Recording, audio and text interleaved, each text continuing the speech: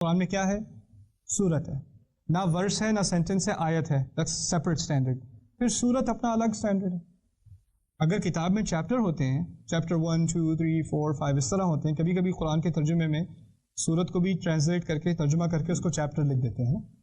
It's not doesn't make sense. Why? اگر chapter 4 میں کوئی بات ہو رہی ہو تو لازماً چیپٹر 3 کی بیسس پہ بات ہو رہی ہے. یعنی جو بات چیپٹر 3 میں کر چکا ہوتا ہے، جو بات پہلے رائٹر کر چکا، وہ دوبارہ اس کو دہرائے گا نہیں. اگر دہرانے کی ضرورت بھی پڑے تو وہ نیچے فٹ نوٹ لکھ دے گا، refer back to chapter 3. Right? اسی طرح پروگریشن ہوتی ہے کتاب کی. اور کتاب میں یہ بھی ہے کہ اگر آپ کوئی کتاب کسی بھی سبجیکٹ پہ آپ لیں اور اس کا 10واں چیپٹر پڑھنا شروع کر دیں پہلے چیپٹر پڑھنے سے پہلے، بات سمجھ میں آئے گی کہ نہیں آئے گی؟ نہیں. اگر کتاب کو ٹھیک طرح سمجھنا ہے تو شروع سے پڑھو، پہلا چیپٹر پڑھو، پھر اس کی انٹروڈکشن، پھر پہلا چیپٹر، پھر دوسرا، پھر تیسرا، پھر چوتھا. اگر آپ اس سیکوینس میں نہیں گئے تو آپ کو بات سمجھ میں نہیں آئے گی. قرآن کا یہ مسئلہ ہے کہ نہیں؟ بالکل نہیں. قرآن کی پہلی آئی ہوئی آیت، نازل ہوئی ہوئی آیتیں، اقرأ بسم ربک الذی خلق، آپ کو پتہ ہے قرآن میں ہیں کہاں وہ آیتیں؟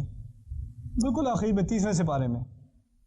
یعنی جو بات شروع میں سمجھ آ گئی تھی انسان کو، جو پہلا پیغام تھا انسان کو، وہ آخر میں ہے. بلکہ جو قرآن کا آخری حصہ ہے اس میں زیادہ تر اکثریت مکی صورتوں کی ہے، اور مکی صورتیں سب سے پہلے نازل ہوئی تھیں، وہ قرآن کے آخر میں ہے.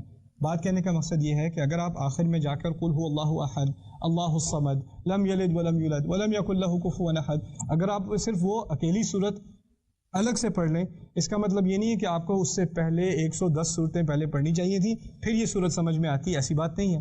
یعنی صورت ایک طرح سے انڈیپینڈنٹ ہے، ایک طرح سے وہ انڈیپینڈنٹ ہے. کچھ تعلق ہے باقی صورتوں سے، لیکن کافی وجہ سے ہر صورت ایک طرح سے انڈیپینڈنٹ بھی ہے. لیکن چیپٹر کی یہ بات نہیں ہوتی. ہر چیپٹر دوسرے چیپٹر کے ساتھ ڈیپینڈنٹ ہوتا ہے، لگا ہوتا ہے، جڑا ہوتا ہے، اور آپ اس کو اپنی جگہ سے ہٹا بھی نہیں سکتے. ٹھیک ہے نا؟ تو